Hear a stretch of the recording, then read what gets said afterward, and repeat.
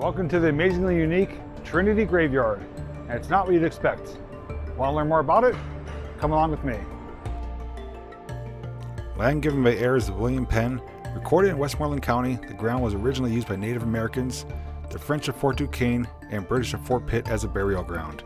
3 lots were included in the deeds to the Episcopal and Presbyterian churches, including a burying ground, with 1.5 lots given to each group. There were originally 4,000 graves and over 2,000 have been identified.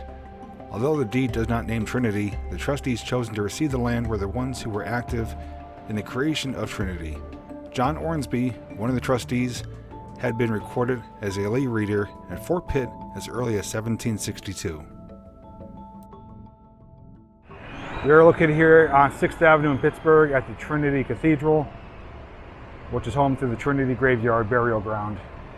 There's a little map here which is hard to see, but there are names associated with the grave sites, grave markers. And what we're looking at right here is literally a piece of history. These old grave markers are just cracked and deteriorated, really poor condition. It almost gives like an abandoned graveyard feel to it. The most unique thing though about this grave site is that it is located right here in the heart of downtown Pittsburgh. It is surrounded by skyscrapers and businesses, but the church is right here on 6th Avenue. Here is John Ornsby, Revolutionary soldier. Discharged June 1778, died 1805.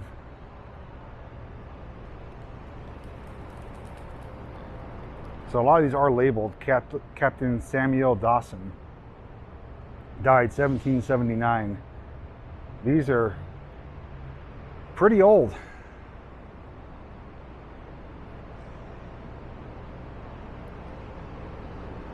A lot of them are mostly these big, large stone slabs.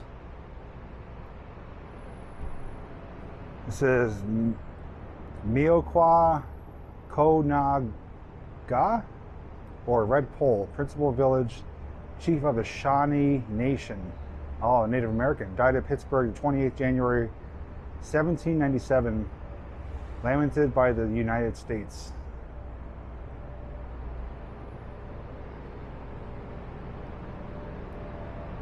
Dr. Nathaniel Bedford died March 21st, 1818, 63. Surgeon at Fort Pitt. Trustee under Penn Grant to Trinity Church, 1787. A lot of important people laid to rest here. Very peaceful and tranquil though, despite its location. You are surrounded by the church. There's several large stained glass windows. You see a few benches and there's walking paths, and this is open to the public as long as you are respectful, obviously. Colonel William Butler, Trinity Churchyard, Pennsylvania, Pittsburgh chapter DAR.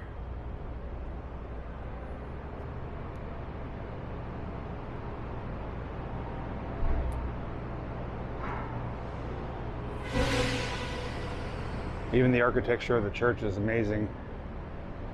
Completely constructed out of stone. Got a few pigeons watching us.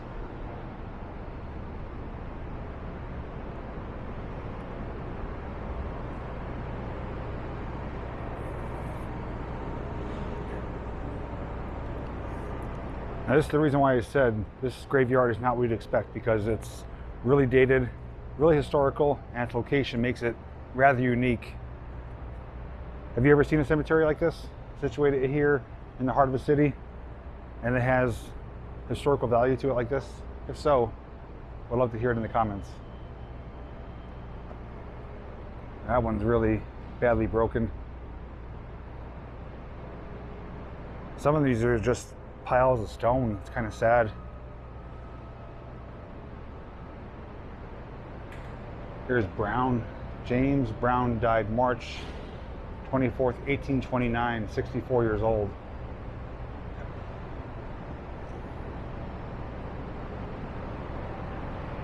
There's so many photo opportunities here as well.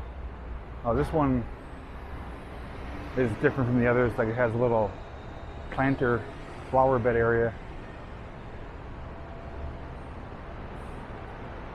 It's like they use spray paint and stencils for this one to recreate it Edward Wilson, born 1816, died 1840.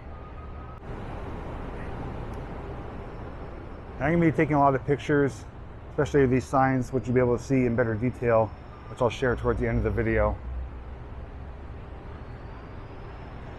Some of these, like this one here, are really weathered. Can't even read some of the beginning of it.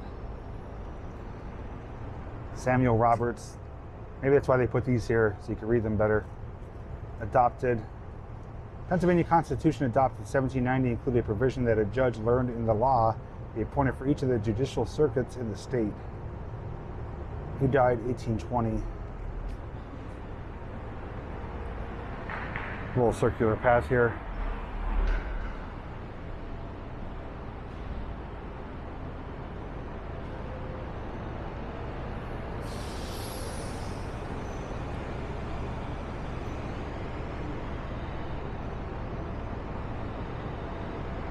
Really cool shot right there.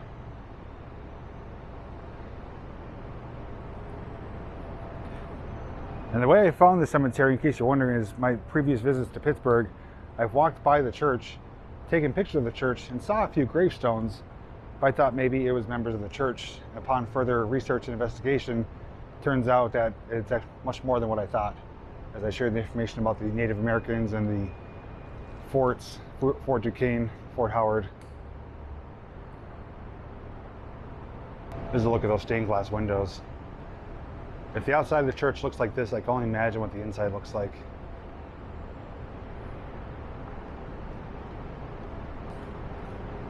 This is the First Presbyterian Church, 1955.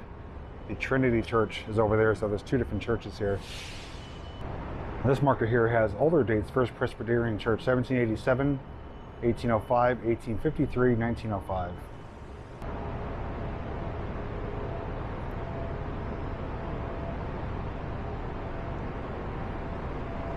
It's hard to imagine at one time 4,000 burials.